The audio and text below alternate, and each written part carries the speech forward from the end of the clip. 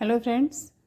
तो जो सोनोग्राफी हम कराते हैं प्रेगनेंसी के दौरान, अल्ट्रासाउंड जो हम कराते हैं, जो हमें डॉक्टर बोलती है अल्ट्रासाउंड कराने के लिए, तो उस अल्ट्रासाउंड में बच्चे की कौन कौन सी चीज़ें, कौन कौन सी सिचुएशन हमें पता चलती है या कौन कौन सी कंडीशन बेबी की उस अल्ट्रासाउंड की रिपोर्ट में लिखी होती है, और क्या कुछ उसमें ऐसे भी साइंस होते हैं, कुछ पॉइंट्स ऐसे होते हैं जो कि डिटरमाइन करते हैं कि बेबी गर्ल है या फिर बेबी बॉय है।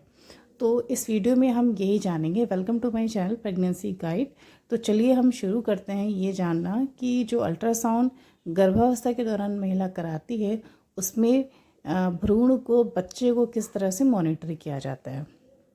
अल्ट्रासाउंड एक ऐसी मेडिकल प्रक्रिया होती है जिसमें आप बच्चे की का वेट, उसकी जो मेन ऑर्गन्स होते हैं उनकी ग्रोथ, और उसकी क्या स्टेटस है आपके गर्भ में, वो किस कंडीशन में, ये सब कुछ पता चलता है।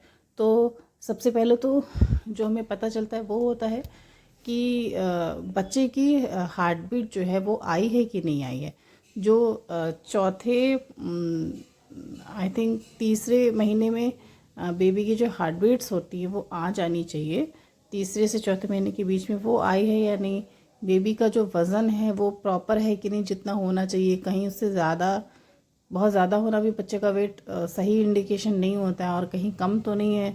फिर उसके बाद बेबी की जो खास ऑर्गन्स हैं, जैसे बेबी का ब्रेन की ग्रोथ कैसी है, उसके जो खास इंपॉर्टेंट ऑर्गन्स है, लिवर, किडनी, हार्ट, ये सब प्रॉपर हैं कि नहीं, इनकी ग्रोथ हो रही कि नहीं, कोई बर्थ डिफेक्ट है कि है तो नहीं है बच्चे के अंदर, जो कि मदर से ट्रांसफ़र होते हैं, जीन से ट्रांसफ़र होते हैं।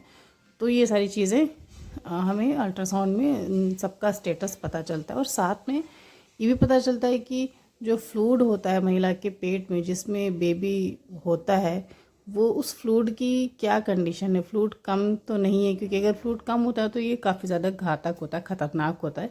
डिलीवरी के लिए भी कभी कभी ऐसा भी होता है कि फ्लूइड बहुत ज़्यादा कम होता है, तो इमरजेंसी में डिलीवरी करानी पड़ती है ऑपरेशन करके। तो ऐसी कंडीशन तो नहीं है। तो अल्ट्रासाउंड में ये सब कुछ देखा जाता है। कभी कभी ऐसा भी होता है कि कुछ प्री मैच्योर डिलीवरी होती है।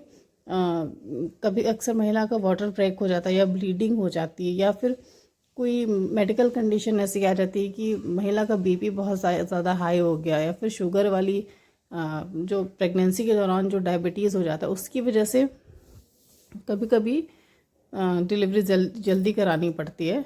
तो ऐसे कंडीशन तो नहीं, ये सब कुछ देखना पड़ता है। तो अगर आपका जो बेबी, फिर उसके बाद जो हार्ट बीट होती है, वो एक एक मिनट में कितनी बार हार्ट बीट है बेबी की, ये सारी चीज़ें बताते हैं कि बच्चा आपका नॉर्मल है। तो अब आते हैं हम उस खास पॉइंट पे, जो हमें ये डिटरमाइन करता है कि आपका बेबी जो है वो बेबी गर्ल है या फिर बेबी बॉय है। क्योंकि सारी प्रेग्नेंट महिलाओं को ना बहुत ज़्यादा जिज्ञासा होती है, क्यूरियोसिटी होती है, और इससे हम डॉक्टर से भी नहीं पूछ सकते, और ना ही हमें सोनोग्राफी की रिपोर्ट में ये कहीं लिखा हुआ मिलता है।